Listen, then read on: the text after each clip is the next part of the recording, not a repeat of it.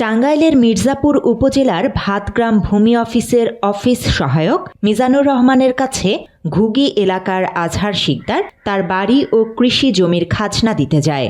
এ সময় তার কাছে ৩০ থেকে ৪০ হাজার টাকা ঘুষ দাবি করেন ওই অফিস সহায়ক মিজানুর রহমান। সামাজিক মাধ্যমে ছড়িয়ে পড়লে তা মুহূর্তেই ভাইরাল হয়ে যায়।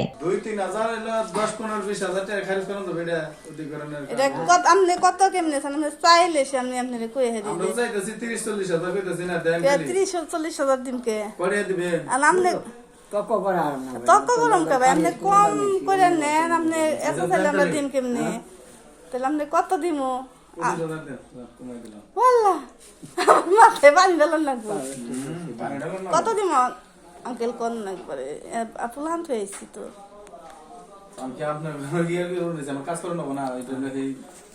তাহলে কত দিমো আপনারে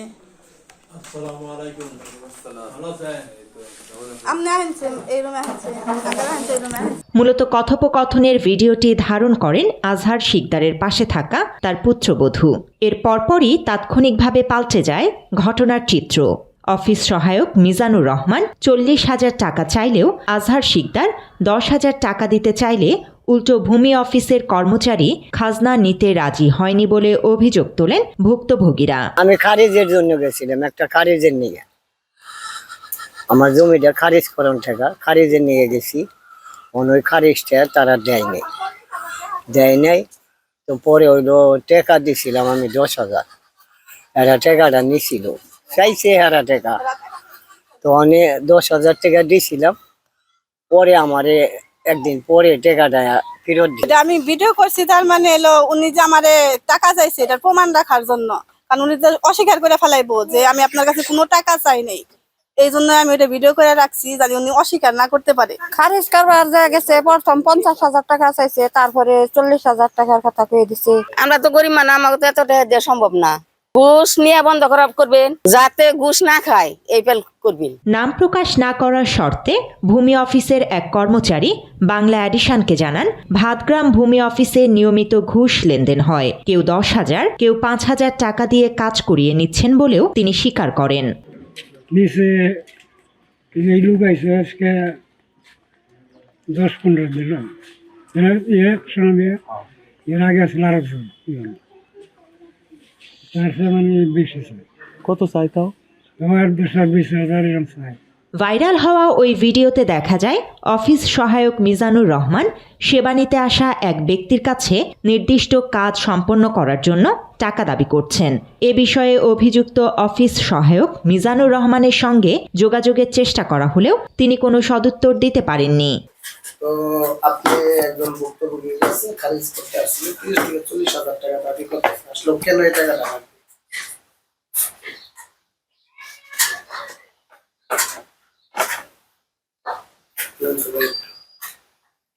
নাকি ভিডিওটা দেখবেন কি?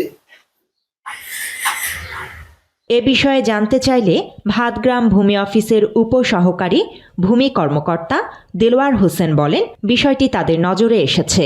অভিযোগ প্রমাণিত হলে সংশ্লিষ্ট কর্মচারীর বিরুদ্ধে বিভাগীয় ব্যবস্থা নেওয়া হবে।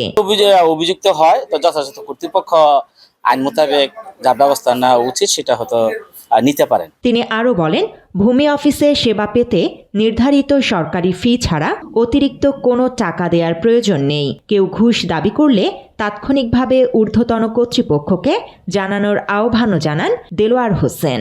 আর সবচেয়ে বড় কথা হলো ৩০-৪০ হাজার টাকা কেন চাইছে, খারিজ করতে এত টাকা লাগায় না, সরকারি ফিতে এত টাকা না। আর যে আবেদনকারী বা পাবলিক কথা বলছে তাদের উচিত সবার আগে আমার সাথে কথা বলা। যদি কোনো সমস্যা মনে করে আবেদন করে হার্ড কপি আমার অফিসে পাঠিয়ে দিবে, আমি সেটা প্রসেস করে উপজেলাতে পাঠিয়ে দেব। তিনি শুনানিতে অংশগ্রহণ করে তিনি তার কাজ উদ্ধার করে নেবেন, এটা স্বাভাবিক।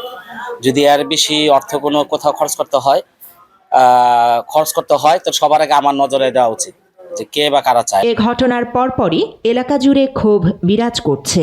বিষয়টি অতি দ্রুত তদন্ত করে দোষীদের বিরুদ্ধে দৃষ্টান্তমূলক শাস্তির দাবি জানিয়েছেন স্থানীয়রা। News desk, Bangla addition.